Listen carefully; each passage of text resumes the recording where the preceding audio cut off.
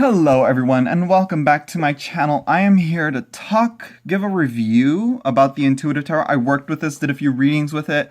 I actually quite like it. We're going to talk about the quality of it. We're going to do everything and kind of talk about some, little things that I didn't really like about this deck, which honestly was like maybe one thing. It's only one thing, which we'll get through it right now, and it's only like a little pet peeve. But I mean, we're a lot in the tarot world. The demographic for tarot readers is usually older people, and when you're older, your eyesight kind of starts to go away. It isn't as it used to be. But that is very small. And my camera's like right up on it. But that's the only thing. That's the only like bad thing. But when it's something like this, I can see why. Because if it's like this, that makes sense to me on the top lid. But bottom lid would have given it more space. Wouldn't look so tight and cramped. If it was on the bottom lid, yeah.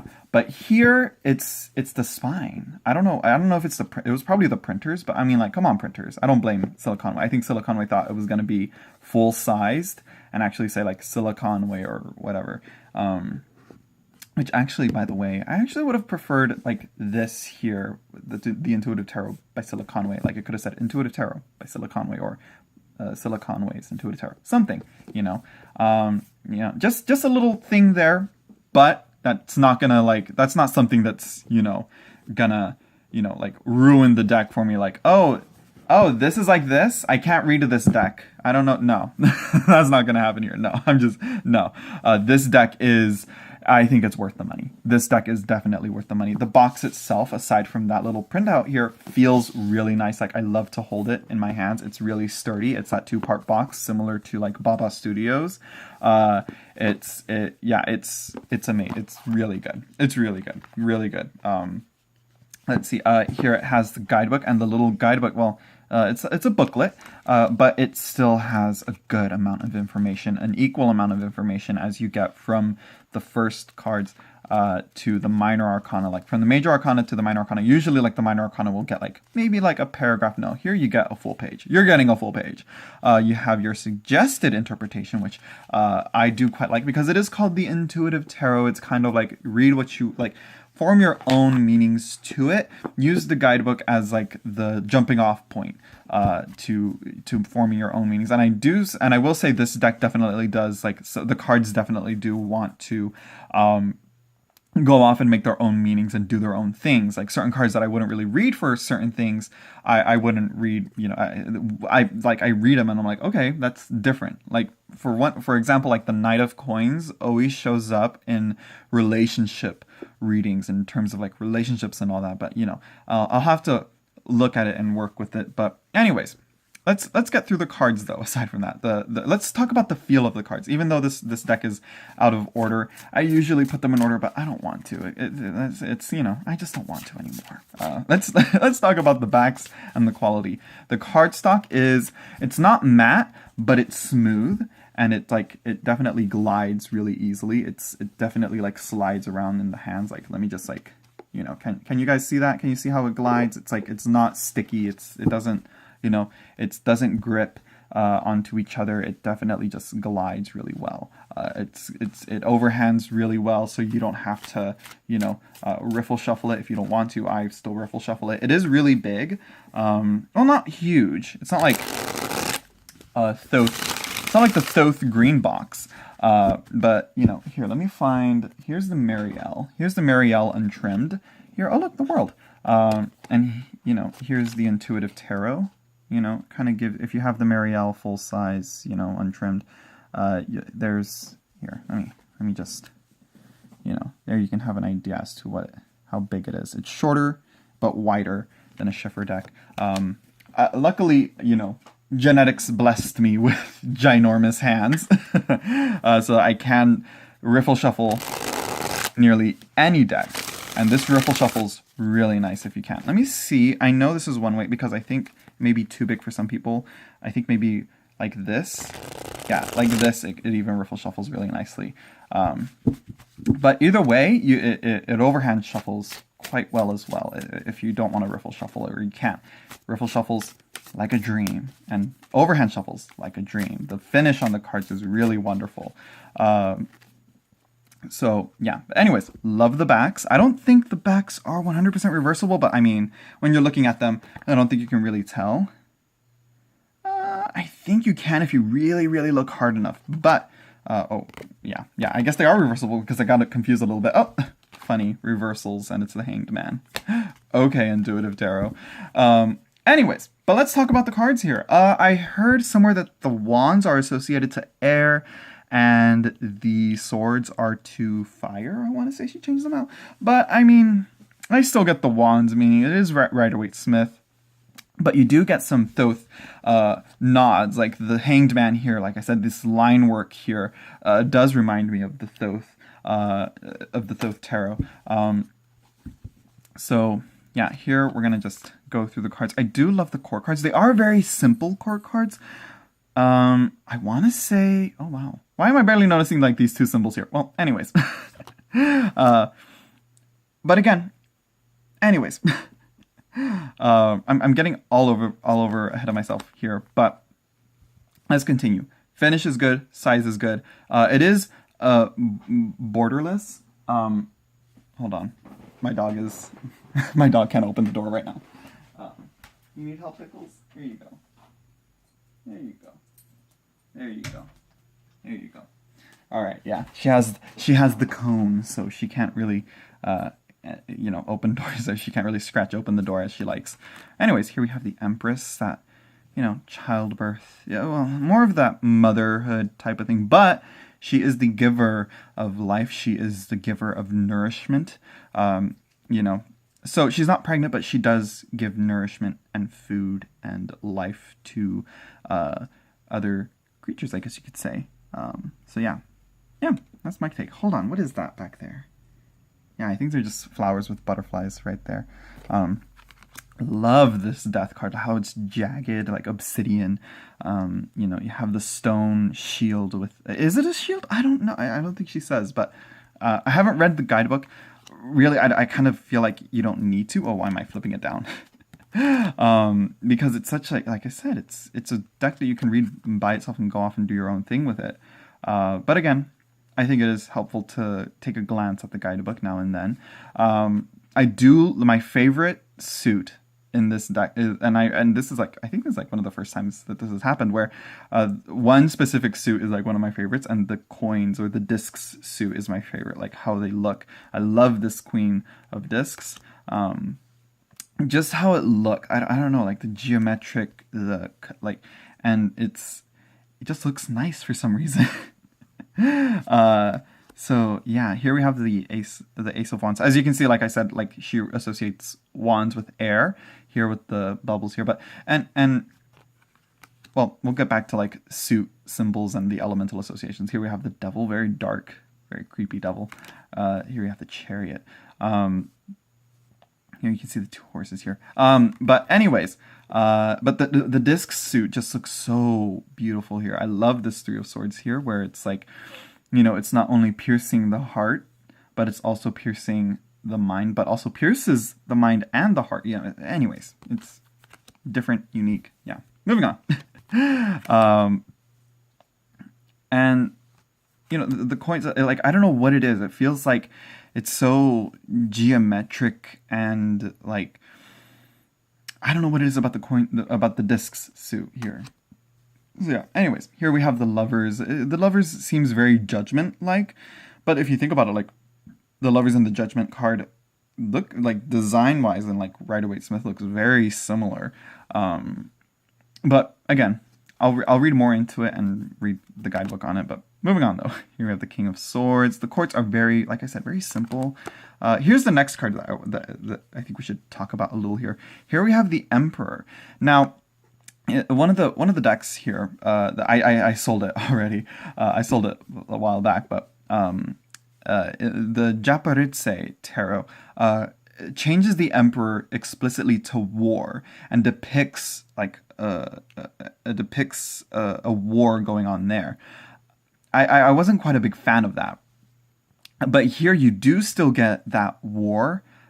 Here you get, we have the atom bomb going off here. We have a tank here, but you also see the person like kind of like resisting against the military and all that. Hold on, let me see something else here. You get an inkwell with a paintbrush. You get something. Is that like geometric design there? You get a light bulb. Oh wow, you get, look at that. You have the DNA, or no, right? The DNA helix, right? The double helix right there. So here with this emperor, you not only get war, but you get industry, I guess. You get scientific discovery as well, which I wouldn't really associate with the emperor.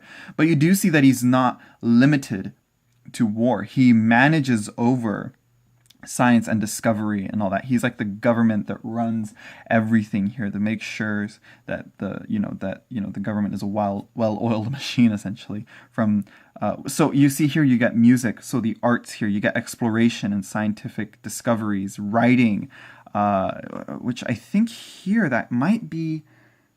Yeah, I think, yeah, that's a very dark take on it, which the emperor is that. He could be a dictator. He could be that oppressor.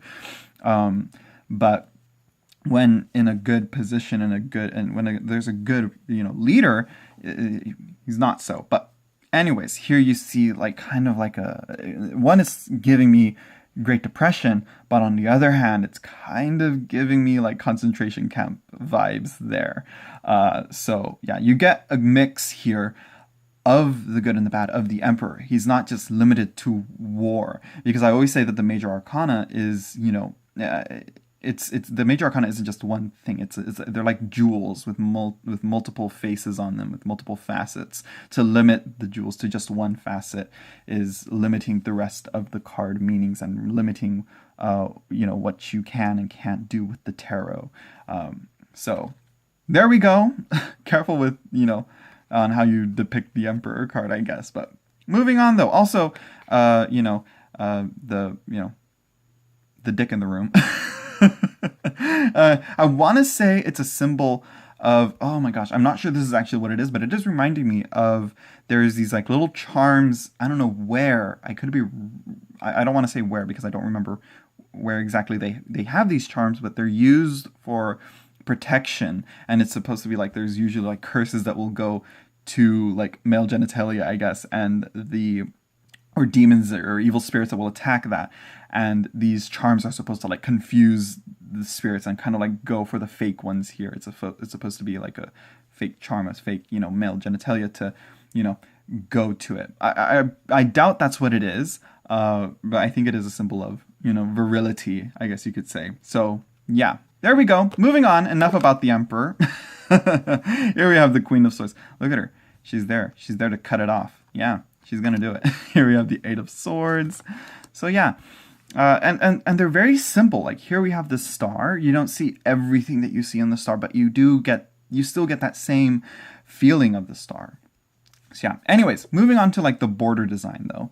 The borders are the spheres here. These ovals are like sort of portals, I guess you could say. I don't really read the cards as such, but it does give it a nice thing. So when I saw the first edition, I guess that's why I didn't really get it when I first saw it. The first edition, when I first got into tarot, I saw it and I'm like, okay, that's interesting. But then I like saw the borders and then the other borders, which wasn't like a complete turnoff, but it did like, for some reason it was kind of like putting a hat on a hat, I guess. Could that be, I don't know. I don't know, very different. I don't know what the phrase would be to match that. But point is, unnecessary, I would say, because it already has that, and I think it even had like the border down here, like this, the title area, and then it had a border around that.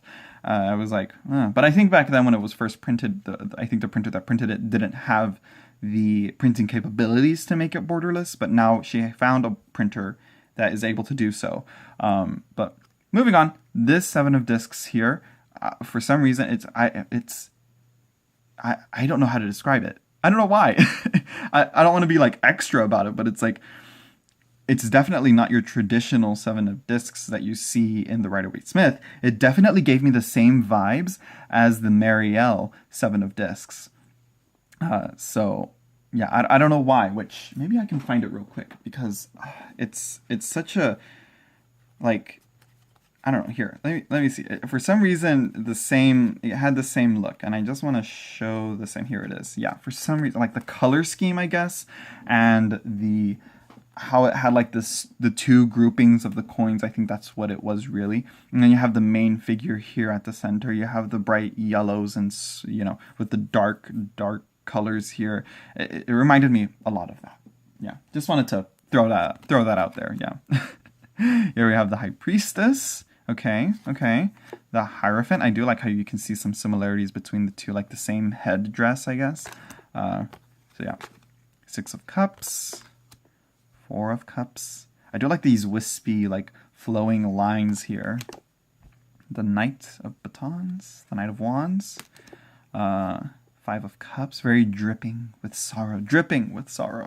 The Sun here. We have the twins here, which I do prefer than the one singular baby. I prefer the dancing children, I think. And you see this radiating, flowing energy here. Anyways, here we have the Eight of Batons. The Nine. Very phallic. Here we have the Three. You see again that double helix. I wonder. Wondering there. Don't want to go off. Maybe connection to the Emperor. Anyways, Four of Discs. Yeah, are they buildings or are they books? Again, it's up to you to decide. Here we have the Four of Batons. Very strange how it looks like an hourglass, but it's just a sphere. It's not an hourglass shape. I don't know why. Anyways, Four of Wands. Here we have the Ten of Discs. I do like this one. How you see like evolution from the fossils that we have to the dinosaurs to the Ice Age. How they all evolved and are still within us as we are right now, and how we're still moving on into the future. We're just in a space between them. I guess between like the past and the future. That's what the present is. But again, that's going off onto different things here. I wonder if she had... No, I don't know. I don't know if these are like actual like mandalas that have actual meanings to them. And I'm putting upside down cards on top of right side up cards. I'm sure that bothered a few people there. Here we have the Five of Discs. Again, these very intricate mandalas here. Ten of Cups. Again, kind of having that Two of Cups feeling. I don't quite like that with the Ten of Cups. I don't know why. Here we have the Knight.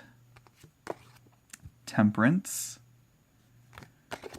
Four of Swords. Two of Batons. Strength. Five. So, it is kind of giving me with these geometric shapes, kind of like the Fountain Tarot may have drawn some inspiration from this, maybe, or well, I don't think they haven't mentioned it, but I do see some similarities, I guess, like with the Five of Batons. I'm getting that feeling, that same feeling, I guess. I don't know what it is. But yeah, here we have the Hermit. I love the Hermit, how it has these beasts in the corner. We have Cerberus. No, not Cerberus, because there's no three. It's not three head. It's not a three. No, it is three heads. You can kind of see him in the back there. Yeah, right there. You can kind of see him. So yeah, Cerberus, and a creature of the underworld. We have the serpent, a figure that is usually, typically seen within the Hermit. You also see the beast's mouth, maybe like into the mouth of the beast. What's also interesting is that within the major arcana, there's always the initial border portal here, and then you see an inner portal right here, which is actually created by the light of the Hermit's lamp. So yeah, let me see. I know the Fool has one. I guess you could say the Wheel of Fortune, the circle here, that's the next portal. So yeah, I love the King of Discs. I love the King. I love the Discs suit just in general. So it's just my favorite. Oh, I just noticed the Kingdom. Anyways, moving on. Woo, all over the place here. Yeah, the Tower here. I don't think there is this one. I don't see a portal like another portal here. So maybe this is like the wrong way. There's no way out. There, you can't escape this one, I think, maybe. That's what it is. Here we have the moon. We have here the initial one, and then the moon itself could be the next portal. Or maybe this, or yeah, because you see here the space between two portals here from the pool of water moving into the moon, maybe. That's me speculating, thinking right there, thinking out loud. Here we have the Queen of Cups. Here we have the world here. I do like that, where you actually see more of like the galaxy and the universe kind of feeling to it. Again, kind of blending that Thoth Rider-Waite-Smith type of feeling here with it. I feel, that's how I feel from it. The Page of Swords, the Two of Cups, the Nine of Swords. You see them like interlacing and trapping them. Judgment here. So not all the majors have that double portals that I think, that I usually see. I do love how the cups has all these intricate designs, kind of like the Palladini maybe, or the Aquarian Tarot, kind of that same design there maybe. I don't know. Here we have Justice. Very alien looking like Justice here. Here we have the Knight of Discs, which I think like the weird face people kind of looking like statues kind of reminds me of the Thoth as well. So yeah, here we have the Ten of Swords, the weight of the world on your back. But you got the world, don't you? Anyways, here we have the Ten of Batons. Yeah, again, overbearing, overweighing yourself. If you're building something, that's not how you carry lumber. That's not how you carry wood. The Two of Discs. The Page of Wands. King of Batons. I think also like the pages are all feminine. I do like that. I do like, are all like, well, yeah, they're all women. I do like that balance of, kings and knights with queens and queens and pages or daughters or whatever, I like the balance of the masculine and the feminine, Here we have the Nine of Cups, Eight of Cups, the Magician, Ace of Swords, or the One of Swords. You see those flames in the back again. Yeah. Here we have the Fool. Like I said, you have the initial portal and then the portal in the back, The Two of Swords. And the Hanged Man. So yeah. Yeah, there we go. I really, really love this deck. I think it's just... I like to use it. I like to use it. I don't know what else to say about it. Maybe I might use it for like more of those exercises that more to challenge your, how you view tarot and all that, maybe I'll use that for that. I don't know what else. Oh, right. So aside from that, I not only wanted to make this a video on the intuitive tarot, but I also wanted to talk about the Devas of creation. I haven't worked with it at all, but I have shuffled it. I have looked at it. I have seen some of the cards. I haven't laid out, shuffled, and done any readings with them. I don't think I'll use this for any client readings for anyone else at the moment. Maybe if I feel comfortable to read with them. It's just it's yeah. It's very something that I'm not going to approach carelessly. It's definitely going to be like how I studied the Marielle. I'm going to sit down and work with it and read what she writes on the cards and then journal about it and see what I find within each of them. I find that it's very I'm getting from the little that I've studied of Kabbalah, in terms of how it relates to tarot and the 10 Sephiroth and the emanations and how the world was created. I find a lot of similarities to that with how this deck is ordered and what comes through it. Like the very first card being complete darkness, and then the initial creation of everything. Anyways, moving on. I don't know what I'm talking about, but also you see the 10 planets, right? Yeah, the 10 planets and how they, yeah. Anyways, I'm seeing similarities to that. So I might work with it that way. I do find that it is a very evocative type of, deck here. And it's like the tarot, I feel like she found a way to interpret a representation of the whole world and the universe in an oracle deck outside of a tarot fashion, So this is an oracle that I don't plan on approaching carelessly. I don't know, yeah, we'll see. But initial first impressions, I quite like it. The cardstock isn't as nice as her intuitive tarot, but it's the colors look well done. It's borderless completely. There's no titles. There's just numbers. So that right there alone, what I think it kind of asks you to work with it and like learn what the cards are and what you're looking at. This card here is always like, this one like creeps me out a little, but I think that's supposed to be like an important card to sit down with and work with and study, because that's kind of like how the world is. It's not like powerful, generous type of things. It's also horror and terrible shit happens in the world. There's darkness. It's not rainbows and sunshine all the time. So yeah, but anyway, so this deck is definitely one of those decks that kind of encompasses all of that. And I think it would be a deck that could be easily read by itself, with itself by itself. I don't think I'd use it how I would use my traditional Oracle. I would probably use it by itself in its own reading. I probably wouldn't do like a tarot reading and then use it like, okay, let's draw a card from the Oracle, from the Devas, and I wouldn't, limit it to that. So yeah.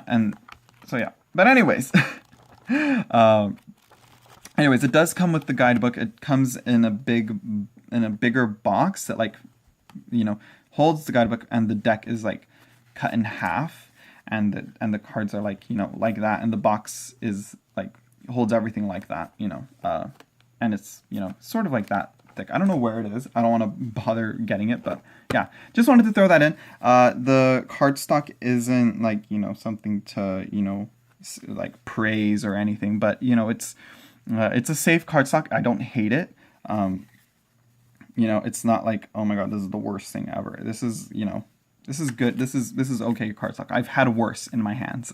It gets the job done, and yeah, it shuffles well. But I will say, through shuffling, if you see there, that's the only downside. Just be aware of that. With the black backs and it's borderless, you do get some like white chipping there. So yeah, but anyways, moving on from that, she is working on she actually completed the deck. She is now, I think she's going to print it. The Crystal Lattice Tarot, that's one that I'm really excited for. It looks to be like the tarot version of this. Like, it has a lot of this type of artwork, I feel. I'm really excited to get that. I hope, Cilla, if you're watching this for some reason, I hope you make the Crystal Lattice Tarot as you did this one. Box design like that, cardstock the same, with the same cards. I hope she's able to do it like that. But if she doesn't like this with this cardstock or whatever, I think that's fine, But again, moving on though, onto the guidebook. Like I said, good amount of information, and you can make your own associations to it there. I don't know what else to say about it. Yeah, we'll see. I'll do a more proper review on the deck after I work with it. But just wanted to throw that in there and show you like, hey, this is what I have, this is what it is, this is what I think about it on first impressions, because I just haven't done it. I don't want to make a separate video for it. Anyways, I hope y'all enjoyed. I don't know what else to talk about. I guess that's it. I don't know if I'll make another video after this. Hope y'all enjoyed, and I will see you all later, I guess. I don't know when. In the next live stream. Possibly, hopefully, fingers crossed, Monday I'll do some free readings. Thinking about it. Maybe. Maybe not. Who knows? We'll see. Alright. Bye, everyone.